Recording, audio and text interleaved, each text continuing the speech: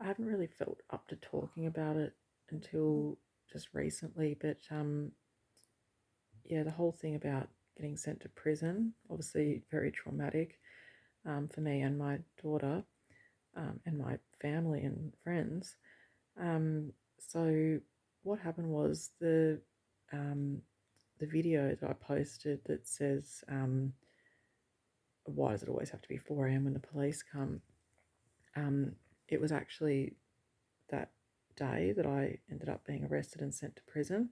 And what had happened is that before the police came to my door, as you would hear them saying on that recording, um, they apparently tried to call me to say that the electronic monitoring device was below 20% charged, even though it's actually any condition of my bail that I never let the device go flat.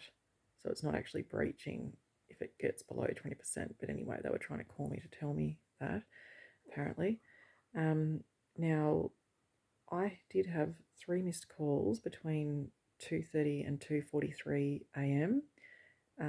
They were all from private number when in the past it's always been either a landline or a mobile, so that if I miss the call, I've always been able to call it back. But this time they called off a private number, and I think they did that on purpose. But anyway, as you saw that on the video, they came to my door to ask me why I hadn't answered the phone. And it was at around 2:30 in the afternoon, later that very same day. I had 4 police come here, and they said that I was under arrest for breaching my bail. Breach of bail being not remain contactable at all times. We're reasonably required to do so. Now, I think most people would agree that it's actually not unreasonable for someone to be asleep at 2:30 in the morning, and if they're a deep sleeper, possibly not even hear their phone ring, and certainly not be able to call that number back when it's from a private number. But anyway, that's what the charge was. They told my parents that they were going to keep me just for a couple of hours to question me.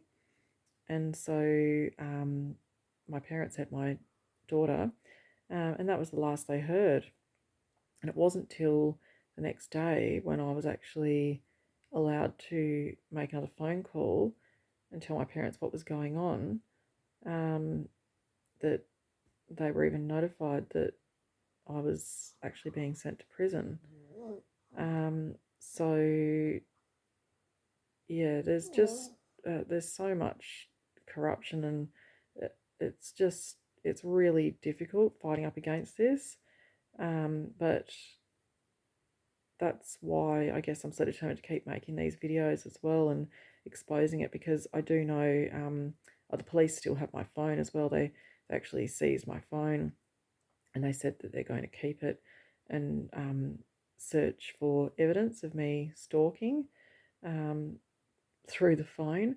But actually, as it turns out, because what they told my lawyer is that the police are really angry that I've been putting these videos on for everyone to see, because obviously it doesn't look good when you see the police threatening, intimidating, and harassing members of the public, as they have been in my case, and certainly with no proof or anything, and knowing that my ex works with the police and he's part of the electronic monitoring device compliance program.